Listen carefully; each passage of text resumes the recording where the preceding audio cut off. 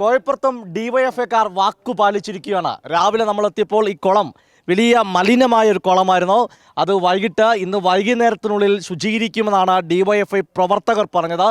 രാവിലെ ഇപ്പോഴതാ അവരുടെ പണി പൂർത്തിയാക്കി കഴിഞ്ഞ് ഇപ്പോൾ ശുചീകരിച്ച് കഴിഞ്ഞിരിക്കുകയാണ്. നമുക്ക് നാട്ടിലുള്ള ആളോട് ആദ്യം ചോദിക്കാം. അമ്മേ, ഇവർ ചെയ്ത് എങ്ങനെയുണ്ട്? വളരെ നല്ലതായിട്ടുണ്ട്. ഭയങ്കര വൃത്തികേടായിട്ട് കിടക്കുമായിരുന്നു.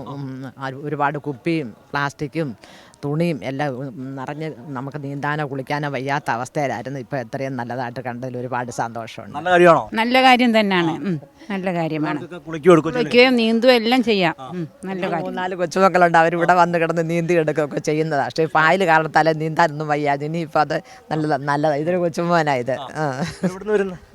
എൻ്റെ വീട് ഇവിടെ, ഇവർ എറണാകുളത്ത് നിന്ന് ആഗ്രഹം ഉണ്ടായിരുന്നില്ല? പിന്നല്ലാതെ ഇവിടെ ഇത്ര എടുക്കണല്ലോ. ഇപ്പൊ അങ്ങ് നീന്തി പോവാല്ലേ. ഇനി സന്തോഷം. ഹാപ്പി അതാണ് ഡിവൈഎഫ്ഐക്കാർ ചെയ്ത വലിയ നല്ല കാര്യം എന്നാണ് ഈ ആളുകൾ പറയുന്നത്. നമുക്ക് ഇത് പറയുന്നതിന് മുമ്പേ രാവിലെ നമ്മൾ ജിജുവിനോട് ഡിവൈഎഫ്ഐയുടെ മേഖലാ ഭാരവാഹിയോടും അതുപോലെ ഇവിടുത്തെ ബ്ലോക്ക് പഞ്ചായത്ത് മെമ്പറോട് ചോദിച്ചൊരു കാര്യമാണ്, ഒരു വെല്ലുവിളി. നമുക്ക് അതിൻ്റെ ഒരു ചെറിയൊരു ക്ലിപ്പ് കാണാം.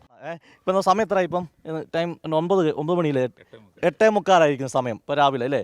അപ്പം ഡിവൈഎഫ്ഐ നിങ്ങളിത് വൈകിട്ടത് മുമ്പായിട്ട് റെഡിയാക്കുമോ? തീർച്ചയായിട്ടും ചലഞ്ചായിട്ട് വരുന്നത് മേഖലാ പ്രസിഡന്റ്. അപ്പം മേഖലാ പ്രസിഡന്റ് ചലഞ്ച് ഏറ്റെടുക്കുന്നോ? അതെ, ഏറ്റെടുക്കും. ഞങ്ങളെല്ലാം ഒത്തൊരുമയോടെ നിന്ന് ഈ ഒരു ചലഞ്ച് ഏറ്റെടുത്ത് ഒരു വൈകിട്ടിന് രാത്രിക്ക് മുമ്പായിട്ട് നമ്മളോട് വരുമ്പോൾ ഈ കാണുന്ന മാലിന്യങ്ങളൊന്നും ഇവിടെ ഉണ്ടാകില്ല.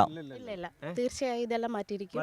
പ്രദേശവാസികൾ കൂടുതൽ ആളുകൂടെ ചേരുകയാണ്. തൊട്ട അടുത്ത വീട് കൂടിയാണ്. ഇപ്പം ഈ കുളം എങ്ങനെ ഉണ്ടേ? ഇപ്പം വൃത്തിയായിട്ടുണ്ട്, നല്ല വൃത്തിയായിട്ടുണ്ട്, നല്ല ക്ലീൻ ചെയ്തിട്ടുണ്ട്. പിള്ളേരെ സൂപ്പറാണോ? അതെ സൂപ്പറാണ്. മുതിർന്ന ആൾക്കാരോടെയാണല്ലോ. ഒരു നല്ല രീതിയിൽ തന്നെ അത് വർക്ക് ചെയ്തു, നല്ല രീതിയിൽ അത് പ്രവർത്തിച്ചു. അതിൽ സന്തോഷമുണ്ട്. രാവിലെ പറഞ്ഞ വാക്ക് പാലിച്ചു. അതാണ്.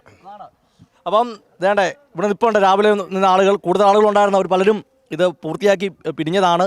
ഇപ്പം നമ്മുടെ രാവിലെ കണ്ട ആളുകൾ. ജിജു രാവിലെ ഒരു വാക്ക് പറഞ്ഞിരുന്നു, ഇപ്പം പാലിക്കപ്പെട്ടു അല്ലേ? അതെ, ഡിവൈഎഫ്ഐ ഒരു വാക്ക് പറഞ്ഞിരുന്നു. അത് 100% ഞങ്ങളത് വാക്ക് പാലിച്ചിട്ടുണ്ട്.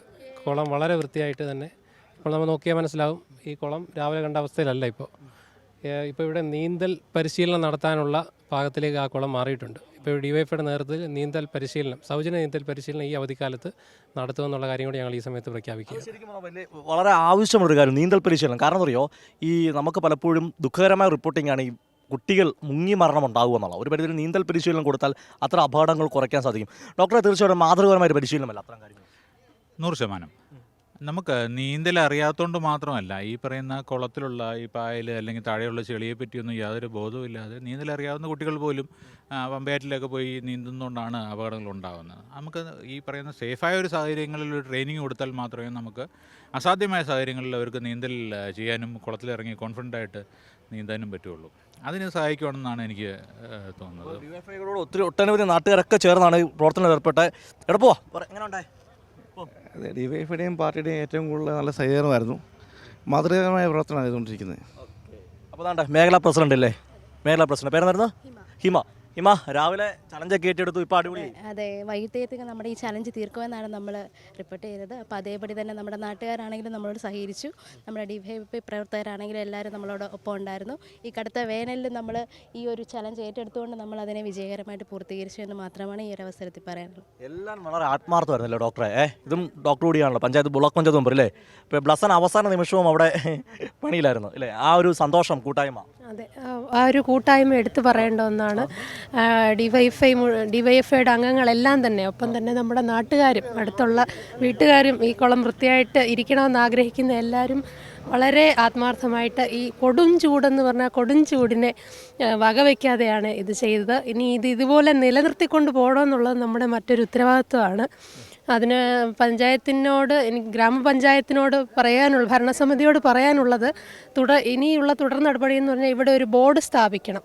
ആൾക്കാർ അടുത്ത ദിവസം തന്നെ പ്ലാസ്റ്റിക്കും മറ്റു മാലിന്യങ്ങളും കൊണ്ട് നിക്ഷേപിക്കാതെ വൃത്തിയായി ഇരിക്കുവാൻ വേണ്ടിയിട്ടൊരു ബോർഡ് ഇവിടെ സ്ഥാപിക്കണം. ഒരു വാർണിംഗ് ബോർഡ് ഇവിടെ വേണം. അതൊരു കാര്യമാണ് ഇനി പഞ്ചായത്ത് ഭരണസമിതിയോട് പറയാനുള്ളത്. ബ്ലോക്ക് മെമ്പർ എന്ന നിലയിൽ ഇനി തുടർന്നുള്ള ശുചീകരണത്തിനും വരുന്ന വർഷങ്ങളിൽ ഫണ്ട് വെച്ച് ഈ കുളം എങ്ങനെയും വൃത്തിയായി പഴയ പോലെ എല്ലാവരും നീന്തുകയും കുളിക്കുകയും ചെയ്യുന്ന ഒരു കുളമാക്കി നിലനിർത്താനുള്ള എല്ലാ നടപടികളും മെമ്പർ എന്ന നിലയിൽ എൻ്റെ ഭാഗത്തുനിന്നും ഉണ്ടായിരിക്കുന്നത്.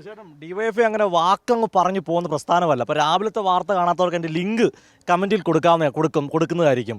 ഡിവൈഎഫ്ഐ അല്ലേ വാക്ക് പറഞ്ഞു പോകുന്നതല്ല, ഒരിക്കലല്ല, ഞങ്ങൾ പ്രവർത്തിച്ച് കാണിക്കുകയുള്ളൂ. പ്രവർത്തിച്ച് കാണിക്കുന്ന പ്രസ്ഥാനമാണ്. അപ്പോൾ അതുകൊണ്ട് ജിജു രാവിലെ പറഞ്ഞു, ക്ലീൻ ചെയ്ത് കാണിച്ചു.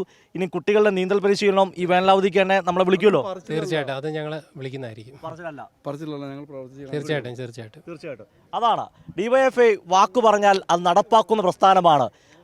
ക്യാമറമാൻ അഖിലേഷ് കുടുംബനൊപ്പം സുജിറ്റി ബാബു, കൈരളി ന്യൂസ്, പത്തനംതിട്ട.